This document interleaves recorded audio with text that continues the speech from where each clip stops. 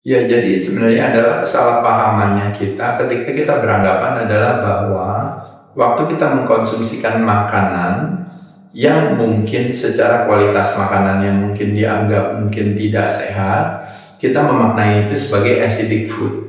Pada saat dimana kita mengkonsumsikan makanan yang kita asosiasikan sebagai sehat, kita sebut sebagai mungkin alkaline food atau yang dikenal dengan yang namanya basa dan asam tadi.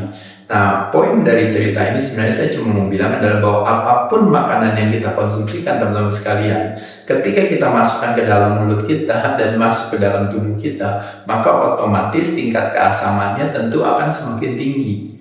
Jadi sesungguhnya sebenarnya sekali lagi kita melihatnya bukan dari sisi itu, tapi dari sisi kebalikannya, di mana bahwa saya membutuhkan tingkat keasaman tertentu untuk memproduksi enzim sehingga saya bisa mencerna makanan tersebut.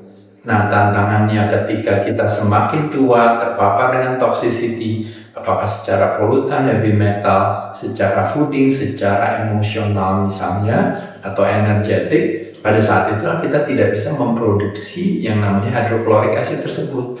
Nah, cuka apel menggantikan atau membantu kita untuk mendapatkan tingkat keasaman yang cukup buat badan bisa mencerna makanan tersebut gitu ya. Jadi lebih kepada cuka apel memberikan kebaikan dibandingkan dengan kalau keseringan makan cuka apel, nah itu nanti bahaya ya. Sebenarnya kalau teman-teman nggak stres dan nggak terpapar dengan toxicity, ya nggak perlu mengkonsumsikan juga, nggak apa-apa ya.